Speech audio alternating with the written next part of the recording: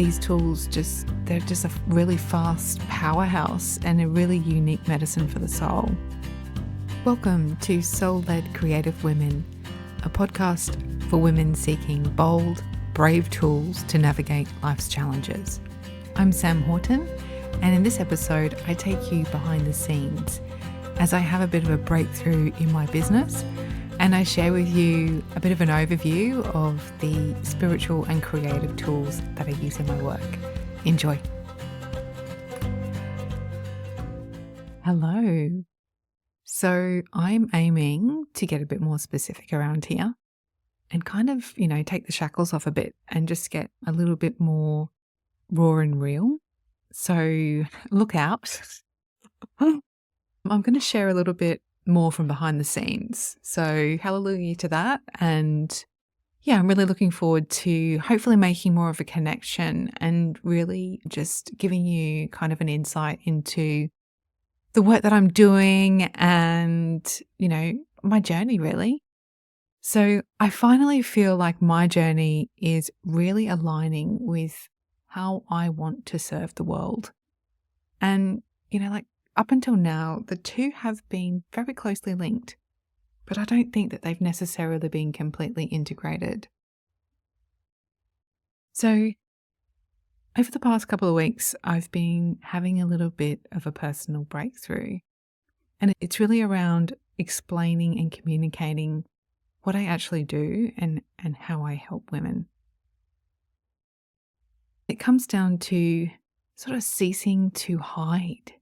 I need to stop hiding, and I need to stop staying so small, and I need to fully step into my power.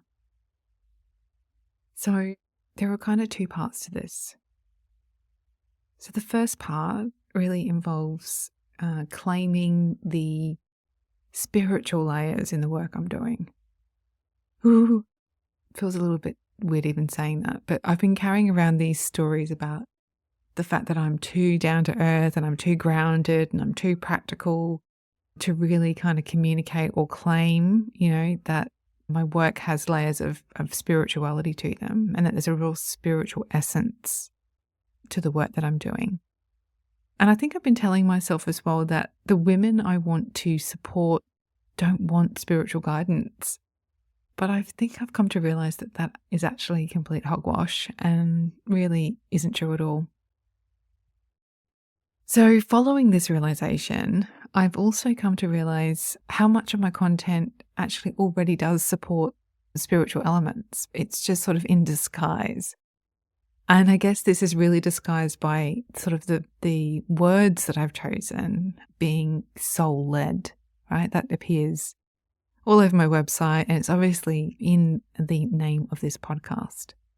So it's a really kind of critical part of, my word choices, but that is kind of where the spiritual layers really lie. So the good news is I don't need to change anything. I don't need to change any of the words. I don't need to change a lot of, the work that I've already done to this point. I just need to tweak it a little bit. It just means tweaking my messaging and my content, not a complete overhaul. Thank goodness for that. And it really does simplify things. So I was being quite long-winded in my need to explain myself. One of the things I was doing was saying that my approach is a unique blend of creativity and art making, fused with empowerment and wellness practices, which is fine. It is actually completely true. But now I'm kind of going to own that the practical side of working with me, the how part, it really does involve spiritual and creative tools. And this simplification feels really amazing and completely aligned. So this is awesome news.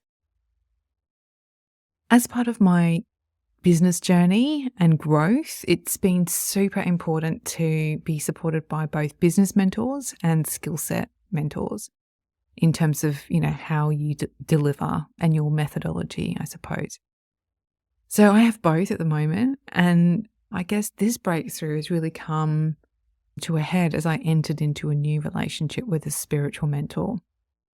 And I cannot tell you how affirming and how empowering it is when someone can mirror back to you your experience or way of doing things or looking at things in their own unique style, language, way, whatever, and for it to be a complete match with what you're, doing. So that's what's happened. I feel like the spiritual part of my own journey has really been the biggest part of my own personal empowerment and transformation. But I really accessed this through my creative practice. And because it was so deeply embedded in the creative practice over a really long period of time, I didn't necessarily have the language and the concepts and the structure to communicate this part of it really, fully. I didn't have a spiritual mentor when I was going through my own kind of life challenges.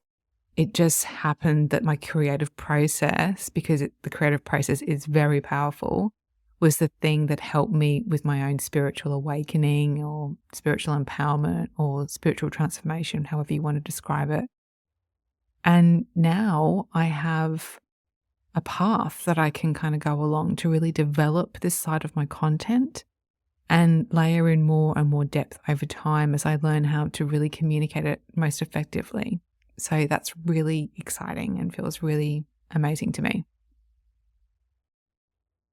So part 2 of this breakthrough has really been sort of related to the same thing. It's another stepping into my power moment as I realized that by owning the spiritual and creative layers in my work together and not sort of keeping them too separate, that I'm actually here to support women with their transformation, as a mirror of my own transformation. I have been through it all. I've had career crisis. I've burnt out.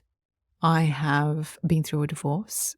I have been in really, really toxic work situations that took me about a year to release myself from that. I have had a restless and painful inner conflict burning inside of me because I knew that there was more for me to discover, more to experience, and more to really express and share with the world.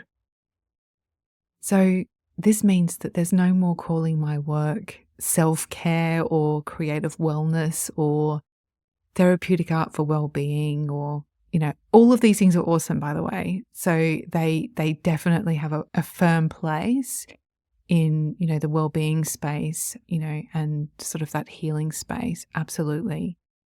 But for me, these kind of elements or these outcomes are really just byproducts of my own transformation.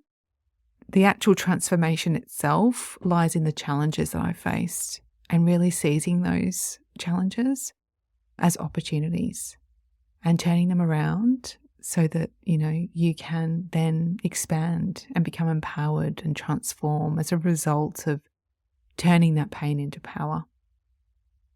So this is the work I'm here to do.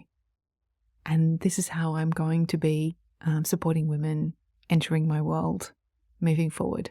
So, eureka.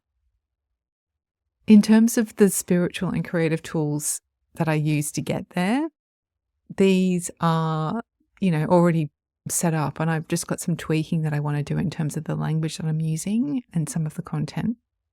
But these basically, they're blended with practical coaching conversations in goal setting. And, I'm still a very down-to-earth person. But they will support the empowerment process by helping women to go deeper and wider. Sometimes traditional talk therapy or even goal-focused life coaching, it just doesn't feel like enough. It didn't feel like enough for me when I was going through my own challenges. And this is why this work is so amazing and powerful, because it's pretty much exactly what I would have, what I really needed when I was going through all of those things. And it just wasn't around. So yeah, I'm really looking forward to helping people on their journeys. And so in terms of what the tools actually look like, the spiritual tools might look like traditional sort of mindfulness and meditations. Everyone's very familiar with those sorts of tools now. They may involve some really deep soul-led inquiry, some really profound spiritual questions that we, to help us, do that inner inquiry.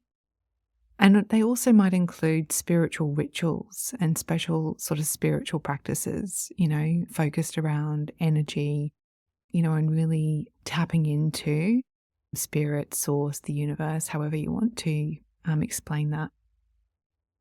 And the creative tools, they look like creative writing exercises to help, that you go even deeper with the words. They also might include creative art making exercises. I'm big on art making as a healing tool. It's absolutely fantastic. So those art making tools really allow for free expression and to remove the need to always find and use words to explain our experiences and our desires and, whatever's going on for us inside. And it really utilizes the power of connecting your head and your heart with tactile experiences through, color, texture patterns, all the senses really get engaged when you're doing art making. And both of these tools really, the spiritual and the creative tools, they set you up to really help you tune into your intuition and your subconscious, in really deep, surprising and profound ways so that you can just really sit with your thoughts, feelings, your emotions, your experiences, your beliefs, and you can process them, challenge them, change them, release whatever no longer serves you. And so that you can really welcome in the new. And combined, these tools they're just a really fast powerhouse and a really unique medicine for the soul. So I'm very excited about this latest breakthrough that I've shared with you today. I hope that you will stick around and come on the journey with me as I continue to use this podcast to unpack all of this juicy goodness and expand, this unique way of supporting women as I support them to turn their pain into power when navigating life's challenges. So I really hope you enjoyed this episode. I hope you got something out of it. Thanks so much for listening. Take care.